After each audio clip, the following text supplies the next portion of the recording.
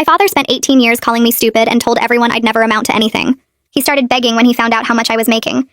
My father started calling me stupid before I could even spell the word. I was 5 years old when I brought home my first report card, and he looked at it and shook his head. He said I would never amount to anything if this was the best I could do. I had all satisfactory marks. I was 5. That set the tone for the next 18 years of my life. Every test score was disappointing. Every grade was not good enough. Every achievement was dismissed as luck or low standards. My father had decided I was stupid, and nothing I did could change his mind. He said it so often it became background noise. "You're so stupid. How can you be this stupid? I can't believe I raised someone so stupid." He said it at dinner. He said it during homework. He said it in front of relatives and family friends and anyone who would listen. He told people I was the slow one in the family. He told my teachers to be patient with me because I wasn't the brightest. He told my younger brother that at least he got the brains in the family. My brother learned to call me stupid too because my father laughed when he did it. My mother never defended me. She said my father was just trying to motivate me. She said he wanted me to try harder and this was his way of pushing me. She said I was too sensitive and needed thicker skin. She said lots of parents talk to their kids this way, and I should be grateful he cared enough to have expectations. I didn't feel grateful. I felt small. I started believing him around age 12. I stopped raising my hand in class because I was afraid of giving wrong answers. I stopped trying new things because I assumed I would fail. I picked easy classes in high school because I didn't think I could handle difficult ones. I applied to average colleges because my father said no good school would want someone like me. I got into all of them and he said it was because standards had dropped. When I graduated high school, my father gave a toast at my party. He said he was proud of me for making it through despite my limitations. He said he hoped college wouldn't be too hard for me. He said maybe I should consider a trade instead since not everyone was cut out for academics. My relatives laughed uncomfortably. I smiled and said nothing. That was the last time I let his words define me. College was 4 hours away, and I finally had room to breathe. Without my father constantly telling me I was stupid, I started to realize maybe I wasn't. I took challenging classes and passed them. I joined study groups and contributed meaningfully. I made friends who thought I was smart and funny and worth knowing. I got on the dean's list my second semester. I called home to share the news, and my father said they probably curved the grades. I stopped calling home after that.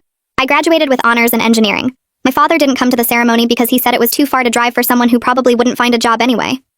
I found a job before I even graduated. It paid more than my father made after 30 years at his company. I didn't tell him the salary. I just let him assume I was barely getting by like he expected.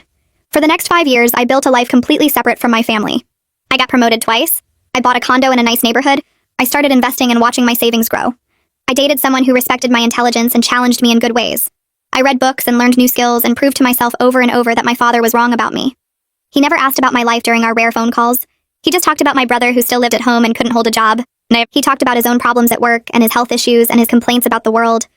Sometimes he'd make comments about how I probably didn't understand what he was going through because I didn't have real responsibilities. I let him believe whatever he wanted. Then my brother needed money. He'd gotten into debt and my parents couldn't cover it because my father's retirement wasn't what he expected. My mother called me crying and asked if I could help. She said they were desperate and I was their only hope. She said family takes care of family. I asked how much they needed. She said $15,000. I could have paid it easily. I had more than that sitting in a single investment account. But I thought about 18 years of being called stupid. I thought about the confidence my father stole from me. I thought about all the times he dismissed my achievements and celebrated my failures. I thought about the toast at my graduation party. I told my mother I would think about it. Then I called my father directly. I asked him about the situation and he immediately got defensive. He said it wasn't his fault my brother made bad choices. He said the economy was unfair to young people. He said I probably couldn't help anyway since I was always the slow one and probably didn't have 2 pennies to rub together. I let him finish. Then I told him my actual salary. I told him about my condo and my investments and my promotions. I told him I had the money to help, but I wanted to understand something first. I asked why he spent my entire childhood calling me stupid when I clearly wasn't. He got quiet. Then he got angry. He started yelling. His voice went loud and sharp through the phone. He said I was lying about my salary because someone as stupid as me couldn't possibly make that much money. He said I was showing off and trying to make him feel small. He said I was making up numbers to hurt him. He kept repeating that there was no way I made more than he did after 30 years at his company. He said the numbers didn't make sense. He said I must be including benefits or stock options or something that wasn't real money. He said engineers didn't make that much unless they worked for huge companies, and I probably worked for some small place that was lying to me. I let him yell. I sat on my couch and held the phone away from my ear and let him get it all out. When he finally stopped to breathe, I told him I could send him proof. I said I had pay stubs and tax returns and investment statements if he wanted to see them. I said I could forward him my W-2 from last year. The silence on the other end was different from before. It wasn't angry silence. It was the silence of someone realizing they were wrong. I could hear his breathing change. It got slower and heavier. I could picture him sitting in his old recliner with his face getting red. I waited. I didn't fill the silence with more words. I just waited for him to process what I'd said. Then he switched tactics completely. His voice got calmer but not softer. He said the reason he pushed me so hard was because he knew I needed extra motivation to succeed. He said he saw potential in me that I didn't see in myself. He said calling me stupid was his way of lighting a fire under me. He said if he hadn't been so hard on me, I never would have worked hard enough to get where I am now. I laughed out loud. I couldn't help it. The sound came out of my mouth before I could stop it. I asked him to explain how calling me stupid in front of relatives was motivational. I asked him how telling my teachers I was slow helped me succeed. I asked him how laughing when my brother called me names built my confidence. I asked him how missing my college graduation because he said I wouldn't find a job anyway was pushing me towards success. He got quiet again. Then he started talking about how I was taking things out of context. He said I was remembering things wrong. He said I was being too sensitive about things that happened years ago. He said everyone disciplines their kids differently, and I turned out fine, so clearly his methods worked. The phone went dead. He hung up on me. I sat there staring at my phone screen for a few seconds. Then I set it down on the coffee table and put my head in my hands. My phone rang again 50 minutes later. It was my mother. I could hear her crying before she even said hello. She said I had humiliated my father and broken his heart. She said he was sitting in his chair refusing to talk, and she'd never seen him so upset. She said I was being cruel when the family needed help. She said bringing up old history during a crisis was selfish and mean. She said my father had always done his best, and I was punishing him for not being perfect. She said parents make mistakes and children are supposed to forgive them. She said I was holding a grudge over things that happened when I was a child. She said I needed to grow up and let go of the past. She said my brother was in real trouble and I was making everything about me instead of helping family. I told her I would think about helping with the money. But first I needed a real conversation with my father about our history. I said I needed him to acknowledge what he did and how it affected me. I said I needed him to stop pretending he was motivating me when he was actually tearing me down. My mother's crying got louder. She said I was holding the family hostage. She said I was making unreasonable demands during a crisis. She said my father would never agree to talk about the past because it was too painful for him. She said I was being manipulative by using money as leverage. She said this wasn't how family treated each other. She said if I really loved them, I would help without conditions. She said my brother's debt wasn't going to wait while I worked through my childhood issues. She said I was being selfish and vindictive. Then she hung up too. Hannah found me on the couch 2 hours later. I was shaking. My hands were trembling and I couldn't make them stop. She dropped her work bag by the door and came straight to me. She sat down and pulled me against her. I told her everything. I told her about the phone call with my father and the yelling and his ridiculous claim that calling me stupid was motivation. I told her about my mother's call and the crying and the accusations. I told her about the $15,000 and the conditions I'd set. Hannah held me tighter. She didn't say anything for a long time. She just let me talk and shake and cry angry tears about 18 years of being called stupid. When I finally stopped talking, she kissed the top of my head. She said she was proud of me for standing up to them. She said she knew how hard that must have been. Then Hannah said I should talk to someone professional about this before making any final decisions. She said this was too big to handle alone. She reminded me that I had the power now. She said I could use it wisely instead of just reacting from hurt. She said I deserved to process everything with someone who could help me see clearly. She said my parents had spent 18 years messing with my head, and I needed someone neutral to help me untangle it all. I knew she was right. I'd seen a therapist briefly 2 years ago during a stressful work period. His name was Raymond. He'd helped me deal with a difficult project and a boss who kept undermining me. I still had his number in my phone. I called Raymond's office the next morning. The receptionist said he had an opening that afternoon because of a cancellation. I took it. I sat in his office at 3 o'clock and told him everything. I started with being 5 years old and bringing home my first report card. I told him about 18 years of being called stupid. I told him about college and building a life away from my family. I told him about the phone calls and the money and the conditions I'd set. Raymond listened without interrupting. When I finished, he asked me what I thought my father's words said about him, not about me. I didn't understand the question at first. He explained that people who constantly tear others down are usually dealing with their own feelings of inadequacy. He said my father's need to call me stupid probably had nothing to do with my actual abilities. He said it was about his own insecurity. He said my success threatened him because it proved he was wrong about me. He said abusive parents often can't handle being proven wrong because it forces them to face what they've done. My phone rang during the drive home from Raymond's office. It was my brother. I almost didn't answer, but something made me pull over and pick up. He didn't wait for me to say hello. He just started apologizing. He said he was sorry for learning to call me stupid when we were kids. He said he knew it was wrong even back then, but our father laughed when he did it, so he kept doing it. He said he'd been thinking about it ever since our mother told him about the phone calls. He said our father destroyed his confidence too. He said it was just in a different way. He said our father constantly compared him to other people's successful children. He said nothing he did was ever good enough either. He said our father told him he was lazy and unmotivated and would never amount to anything. He said he started believing it just like I had. My brother kept talking. He said he got into debt because he kept failing at jobs. He said he'd start something new and our father would make comments about how he'd probably mess it up. He said the criticism made him afraid to try anything challenging. He said he took easy jobs that didn't pay well because he was scared of failing at harder ones. He said he got into credit card debt trying to keep up appearances and prove he was doing okay. He said our father's voice was in his head every time he applied for a better job or tried to do something ambitious. He said he could hear our father saying he wasn't good enough. I sat in my parked car and listened to my brother describe a childhood that sounded different from mine, but damaged him in the same ways.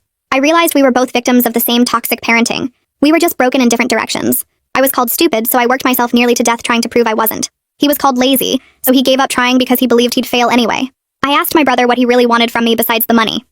He went quiet for a few seconds and I could hear him breathing on the other end of the line. He said he wanted a relationship with his sister. He said he missed having someone who understood what it was like growing up in that house. He said he'd been jealous of me for years because I got out and built something good while he stayed stuck. He said watching me succeed made him feel worse about his own failures. He said our father compared them constantly, and it made him resent me even though he knew it wasn't my fault. He said he was sorry for all of it and he wanted to try again if I'd let him. I told him I needed time to think about everything. He said he understood and thanked me for listening. We hung up and I sat in my car for another 20 minutes just staring at the steering wheel.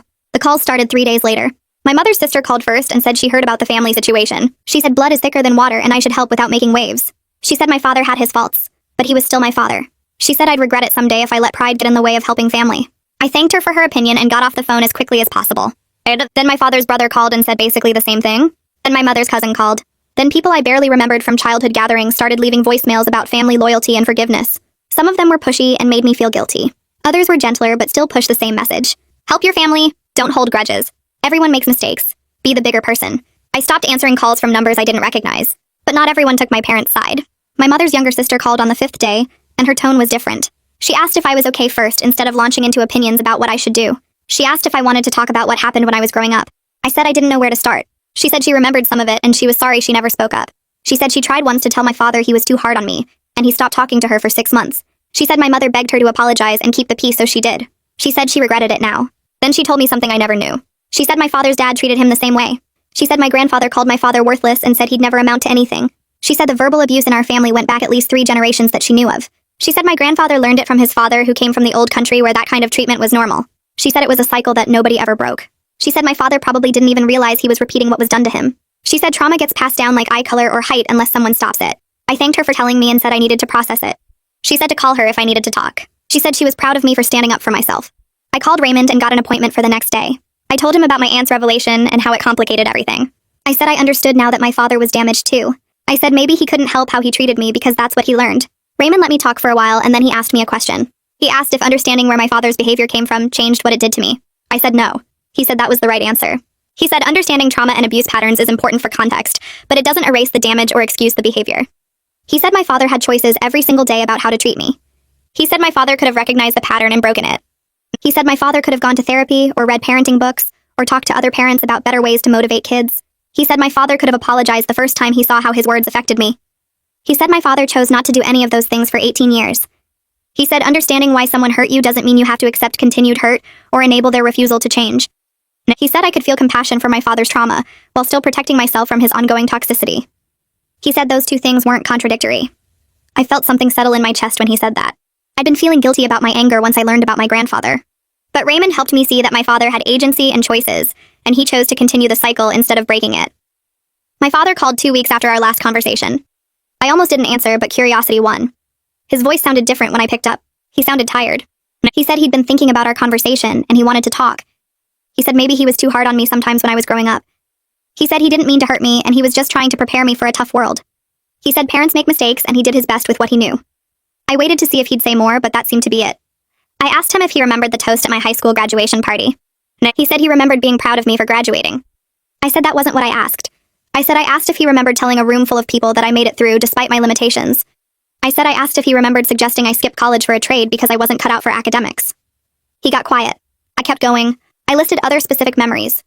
I reminded him about telling my teachers I was slow. I reminded him about laughing when my brother called me stupid. I reminded him about dismissing my dean's list achievement by saying they must have curved the grades. I reminded him about skipping my college graduation because he assumed I wouldn't find a job. He interrupted me and said I was exaggerating. He said I was remembering things wrong and making them sound worse than they were. He said he never called me stupid that much and I was being oversensitive. He said lots of parents push their kids and I turned out fine, so obviously his approach worked. I felt my jaw clench. Nothing had actually changed. He still didn't get it. I made him an offer. I said I'd give them $10,000 for my brother's debt directly. I said the other $5,000 was conditional. I said he needed to go to family therapy with me for 6 sessions. I said we'd work with someone who specialized in family dynamics and childhood trauma. I said if he did that and showed genuine effort to understand what he put me through, then I'd give them the rest of the money. I said it wasn't about punishing him. I said it was about making sure this cycle stopped, and we could maybe have an actual relationship instead of the broken thing we had now. The silence stretched for a long time. Then my father started yelling. He said therapy was for crazy people and people with real problems. He said there was nothing wrong with him and I was trying to make him look bad. He said if I really cared about family, I'd help without putting strings on it. He said I was being manipulative and using money to control people. He said my brother needed help now and I was playing games. He said he thought I was smarter than this, but apparently he was wrong. I noticed he was back to insulting my intelligence. I told him the offer stood and he could think about it. He hung up on me. My mother called an hour later. She was crying again. She begged me to just give them the money without conditions. She said my father would never agree to therapy because he didn't believe in it. She said I was punishing the whole family for his pride. She said my brother's situation was getting worse, and they needed the full amount now. She said I was being selfish and cruel. She said she didn't raise me to withhold help from family when I had the means to give it. She said I was breaking her heart. She said she didn't understand how I could be so cold. I let her finish. Then I told her my final decision. I said I'd send my brother $10,000 directly through a bank transfer. I said it would clear his immediate debt. I said I wouldn't give anything more until my father acknowledged the real damage he caused and showed willingness to work on it. I said this wasn't about the money. I said this was about 18 years of systematic emotional abuse that nobody in the family ever acknowledged or stopped.